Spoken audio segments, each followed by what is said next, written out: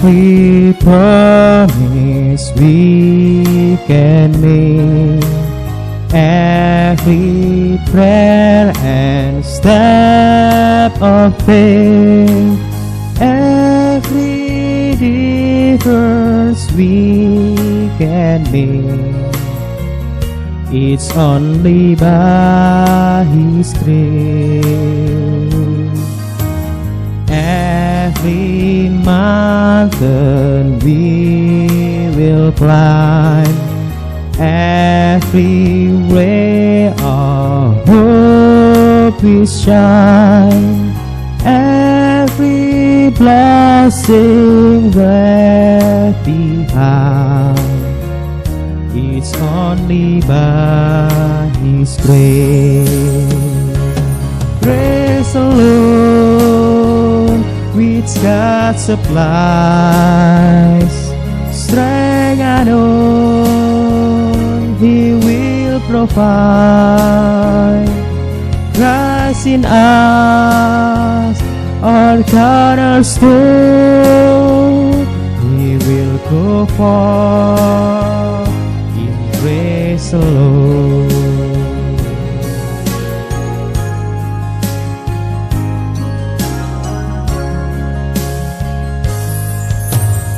Every soul we long to reach, every hurt we hope to teach, everywhere we share His peace, it's only by His grace. Every loving word we say, every tear we wipe away, every sorrow turn to praise, is only by His grace.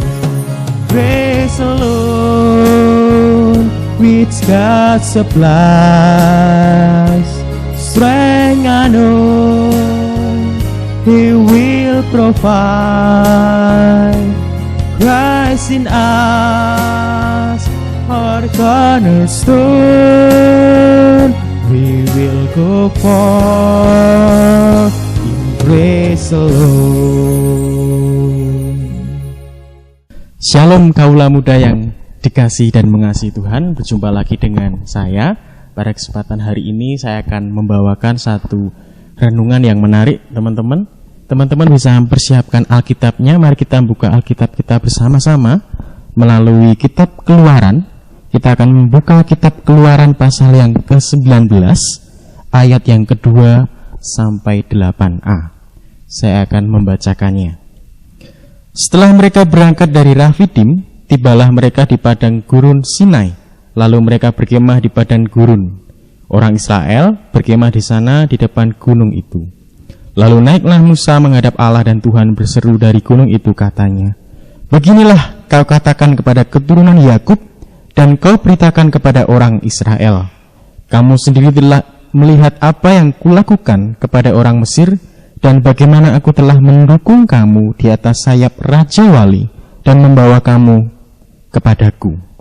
Jadi sekarang jika kamu sungguh-sungguh mendengarkan firman-Ku dan berpegang pada perjanjian-Ku, maka kamu akan menjadi harta kesayangan-Ku sendiri dari antara segala bangsa, sebab Akulah yang mempunyai seluruh bumi. Kamu akan menjadi bagiku kerajaan imam dan bangsa yang kudus. Inilah semuanya firman yang harus kau katakan kepada orang Israel." Lalu datanglah Musa dan memanggil para tua-tua bangsa itu dan membawa ke depan mereka segala firman yang diperintahkan Tuhan kepadanya. Seluruh bangsa itu menjawab bersama-sama, "Segala yang difirmankan Tuhan akan kami lakukan." Demikianlah pembacaan firman Tuhan. Yang berbahagia ialah setiap orang yang mendengarkan dan melakukannya dalam hidup sehari-hari. Haleluya. Ya, teman-teman, menarik sekali ketika saya merenungkan firman ini. Pasti teman-teman sudah sering kali, bahkan mungkin lebih dari 1 atau 2 kali mendengar kisah tentang bangsa Israel yang keluar dari tanah Mesir, mereka eksodus, kemudian berjalan menuju tanah Kanaan, tanah yang dijanjikan oleh Tuhan. Dan ketika saya membaca firman ini, teman-teman, saya kepikiran tentang Allah yang mencukupi bangsa Israel dari perjalanan yang jauh, teman-teman, dari Mesir kemudian sampai ke Kanaan. Pada waktu itu bisa dibayangkan mereka harus berjalan terus dan mungkin tidak sempat masak, tidak sempat, para ibu-ibu itu tidak sempat untuk membuat makanan begitu, untuk memenuhi kebutuhan jasmani mereka, kalau mereka lapar atau kalau mereka haus. Dan yang menarik, Allah mencukupkan kehidupan mereka dengan memberi mereka mana. Pasti teman-teman tahu apa itu mana. Mana ini bisa diambil setiap pagi dan setiap sore secukupnya, tidak kurang dan tidak lebih. Kalau saya boleh berbagi, teman-teman, mana itu bisa dideskripsikan sebagai makanan yang warnanya putih, kemudian seperti gandum begitu, rasanya tawar, kemudian jika nanti dikumpulkan, kelama-kelamaan akan membentuk satu buah makanan seperti roti yang bantet. Kalau roti yang kurang pengembang kan bantet ya teman-temannya, keras, kemudian getas begitu. Bisa dibayangkan selama bertahun-tahun, teman-teman, bangsa Israel ini setiap hari makanannya adalah roti bantet yang keras, yang getas. Nah, teman-teman bisa membayangkan sendiri gimana jadinya kalau kita setiap hari hanya makan nasi tawar gitu ya, rasanya tawar begitu. Setiap hari kita makan nasi tanpa lauk pauk. Bisa dibayangkan, teman-teman. Mungkin 1 hari ya kita bisa melewati begitu. 2 hari it's okay lah. 3 hari mungkin agak bosan. Apalagi kalau sudah seminggu, sebulan, kita mesti gimana caranya cari-cari makanan, entah GoFood, entah cari lauk yang apa gitu, kayak yang enak begitu. Tapi teman-teman bisa bayangkan, bangsa Israel selama bertahun-tahun mereka makan mana yang adalah pemberian Allah, dan bangsa Israel harus memungutnya setiap pagi dan sore untuk kebutuhan hidup mereka. Dari hal ini teman-teman bisa membayangkan, apakah Allah itu begitu tega ya, sehingga umat kesayangannya sendiri itu hanya diberikan makan mana itu saja, kok enggak diberi lauk pauk yang lain? Kan Allah Maha Kuasa. Kenapa Allah tidak menyediakan makanan-makanan yang enak, makanan-makanan yang istimewa, yang bisa bergizi? Mengapa Allah hanya menyediakan mana untuk bangsa Israel? Apakah Allah sebegitu tega terhadap umat kesayangannya? Teman-teman bisa kita pelajari bahwa Allah itu adalah Allah yang Maha Kuasa. Ia menciptakan langit dan bumi, Ia menciptakan alam semesta ini. Ia berkuasa bahkan untuk mencukupkan satu bangsa sekalipun. Allah itu berkuasa. Tetapi kita juga bisa tahu, teman-teman, satu sifat Allah. Allah itu penuh hikmat. Allah itu bijaksana. Sehingga Allah hanya memberikan mana supaya Allah mengetahui, Allah ingin menguji apakah respon dari bangsa Israel ini ketika hanya diberi mana. Apakah bangsa Israel ini sabar dengan makan mana setiap hari, atau pada waktunya bangsa Israel memberontak? Kira-kira jawabannya apa, teman-teman? Iya, pada akhirnya bangsa Israel memberontak karena tidak tahan, bosan makan mana setiap hari. Akhirnya bangsa Israel ini minta daging, dan Tuhan mengabulkan permintaan mereka. Tuhan mengirimkan burung puyuh. Nah, burung puyuh ini pun setiap sore berterbangan bangsa Israel tinggal memungutnya saja, dimakan, jadilah daging. Nah, teman-teman, jikalau kita belajar dari firman Tuhan hari ini, dengan makanan jasmani saja, Tuhan bisa mengajarkan banyak hal kepada bangsa Israel. Bagaimana dengan makanan rohani? Kita bisa belajar dari ayat ini bahwa Tuhan memberikan makanan rohani yang sangat sederhana, makanan rohani yang sangat simpel. Kita baca di ayat yang tertulis di dalam perikop tadi bahwa hanya ada 2 perkara yang bisa dikerjakan, yaitu mendengar dan berpegang. Sangat sederhana sekali, sangat simpel sekali. Karena pada zaman dahulu teman-teman tidak perlu membaca, karena pada waktu itu belum tersedia buku atau alat tulis yang memadai. Sehingga yang paling bisa dan paling mudah dilakukan hanya mendengar dan berpegang pada firman Allah. Dan kita bisa belajar apa yang terjadi kalau bangsa Israel mendengar dan berpegang pada firman Allah. Yang pasti, Tuhan menuntun bangsa ini, Tuhan membimbing bangsa ini satu persatu. Tuhan menyediakan tiang awan, Tuhan menyediakan tiang api, sehingga bangsa Israel ini selalu hangat, selalu terlindungi. Kemudian kalaupun harus berperang dengan bangsa yang dilewati di kanan dan kirinya, Tuhan pasti memberikan kemenangan. Itu yang terjadi ketika bangsa Israel mendengar dan berpegang pada firman Allah. Tuhan memimpin, Tuhan menjagai, Tuhan memberikan kemenangan. Teman-teman, mengapa kita harus berpegang? Mengapa kita harus mendengarkan firman Allah? Di dalam berikut tadi kita juga mendapati bahwa Allah mau menjadikan kita harta kesayangannya. Nah, teman-teman, saya ingin ajak teman-teman untuk membayangkan, memikirkan bagaimana sih rasanya disayang, gimana sih rasanya dicintai gitu ya. Pasti berbunga-bunga, katakanlah suka sekali, senang sekali ketika dicintai seseorang atau disayang seseorang. Nah, teman-teman bisa belajar kalau dicintai atau disayang oleh orang lain itu adalah satu kebutuhan manusia yang utama. Selain kebutuhan pokok tentunya makanan dan pakaian, tempat tinggal, tetapi ada satu kebutuhan lagi yang membuat manusia itu memiliki rasa bangga, yang membuat manusia itu memiliki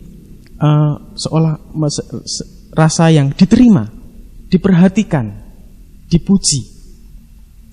Dan Allah menyayangi bangsa Israel.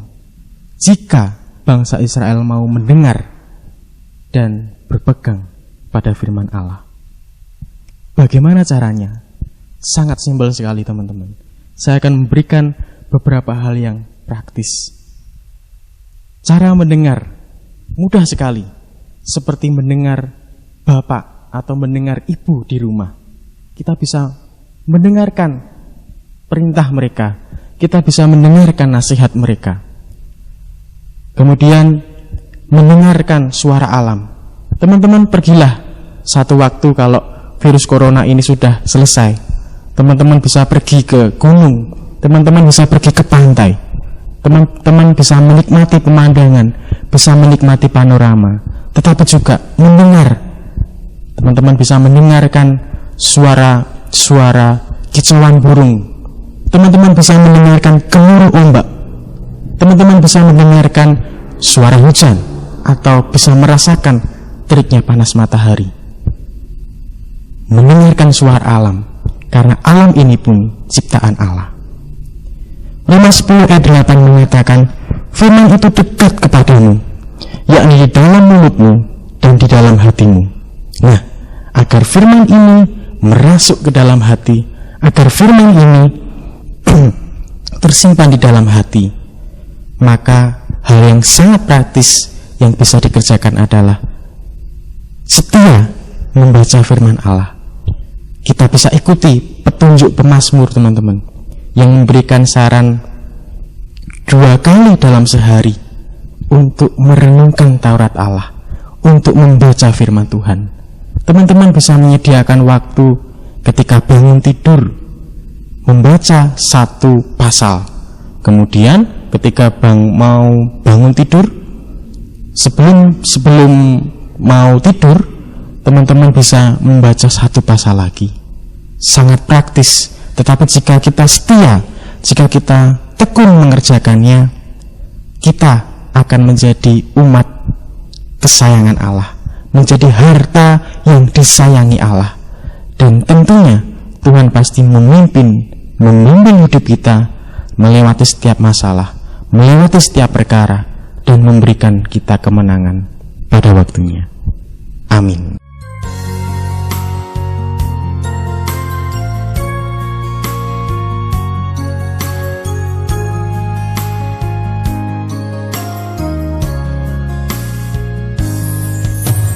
Di setiap janjiku dan setiap doaku, juga langkah imanku, Tuhan bersamaku. Tiap gunung ku tempuh, harapanku pun teguh. Rahmat Tuhan beserta, hanya anugerahnya. Tuhan beri anugerahnya, Tuhan beri kuasanya. Kristuslah di dalamku, aku menang bersamanya.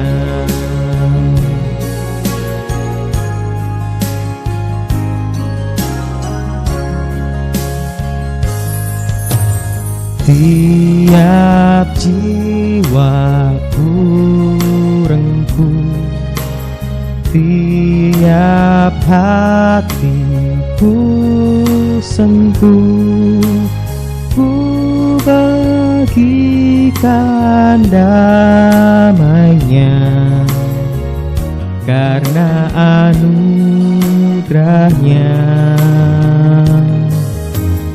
Air mata pun reda oleh sabda kasihnya.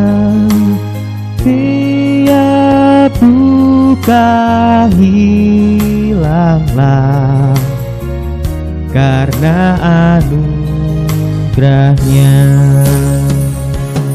Tuhan beri anugerahnya,